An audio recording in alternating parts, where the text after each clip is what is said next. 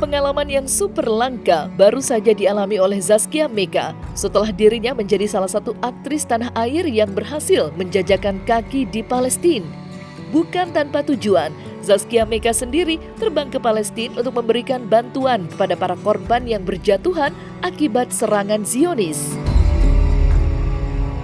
Terhitung sejak tanggal 7 kemarin, wanita berusia 37 tahun tersebut kini sudah menginjakan kaki di Indonesia. Ia pun turut membawa sebuah cerita di mana dirinya bisa sampai ke tanah Palestina untuk membantu masyarakat di sana. Lantas, benarkah Zaskia sempat takut jika ia tak diberikan izin dari Hanung untuk berangkat ke sana?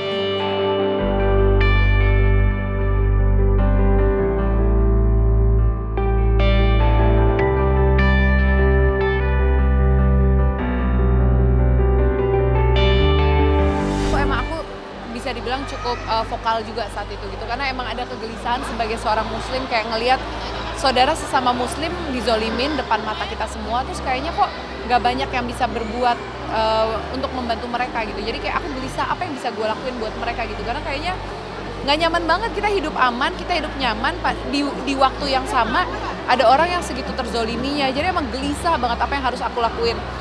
Ikut ngeramein udah, donasi udah, apa semua celah yang bisa aku lakuin tuh aku udah coba lakuin, tapi hati tuh rasanya belum puas.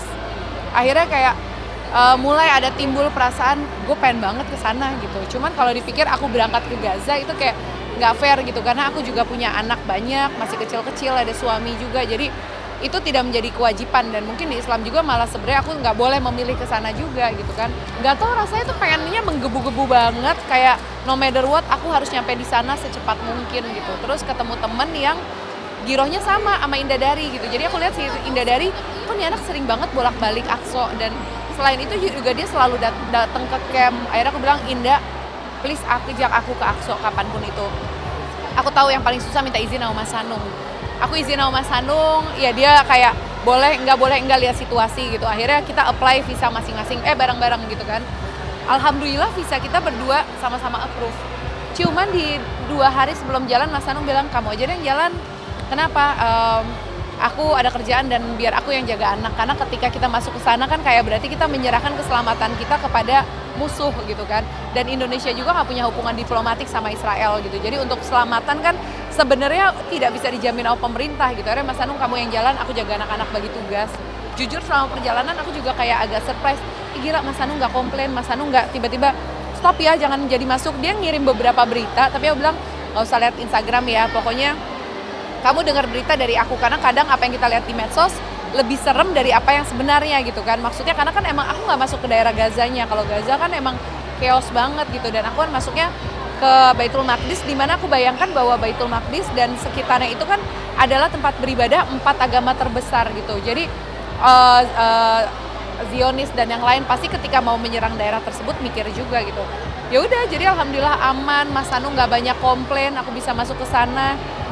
Bahagia banget. Itu rasa yang nikmat banget. Aku baru ngerasain kepasrahan paling tinggi dalam hidup aku tuh kemarin ke sana.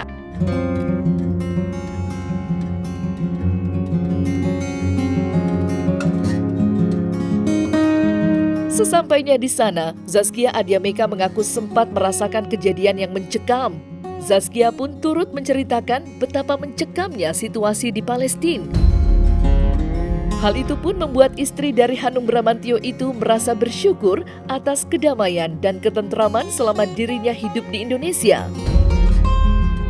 Sebagaimana Zaskia sendiri menceritakan jika ia sempat melihat langsung serangan rudal yang dilancarkan oleh negara sekutu. Lantas, benarkah sebelum terbang ke Palestina, Zaskia sudah menyiapkan surat wasiat jika terjadi hal yang tidak diinginkan saat dirinya berada di sana?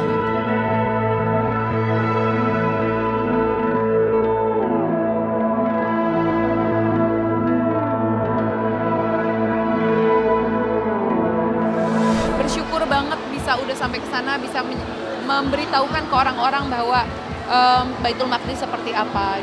Kondisi di sana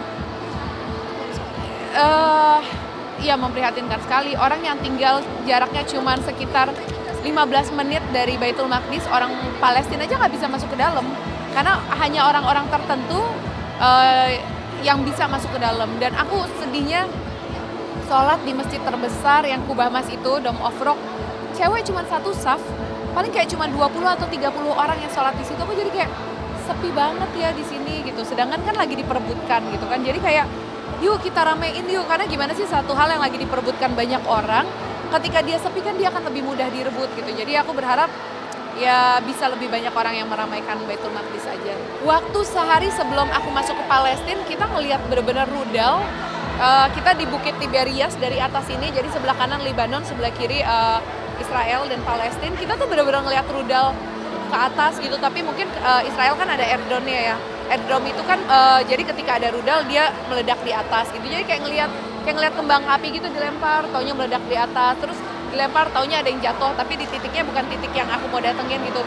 Yang ngelihat langsung kayak gitu, terus orang yang bawa kita tiba-tiba pas mau masuk ke Baitul Maqdis suruh turun sama Zionis, disuruh ke dinding, kakinya ditendang sampai pincang 4 hari gitu kan. Aku nanya kenapa dia ngelakuin itu, ya for no reason, mut-mutan tentara aja. Jadi sezolim itu ya orang-orang di sana gitu. Jadi banyak hal yang membuka mataku banget gitu. Aku sama Mas Anung kayak kemarin berangkat haji juga kita selalu memberikan wasiat karena kita belajar. Kemarin ada keluarga yang meninggal, terus meninggalkan lumayan banyak harta. Terus keluarga besarnya tadinya adem ayem aja, taunya pas yang tua itu meninggal, jadi berantem anak cucunya gitu. Karena tidak meninggalkan wasiat, memperebutkan ini. Jadi aku yang sama Mas Anung, kita menyadari kita punya harta yang bisa kita tinggalkan ke anak-anak kita banyak. Jadi emang kita udah bilang, kita harus meninggalkan wasiat supaya ketika suatu saat kita meninggal, nggak jadi berantem buat anak-anak. Itu penting banget sih ternyata buat wasiat. Nggak cuman ketika berangkat, jadi pas haji aku juga udah bikin wasiat.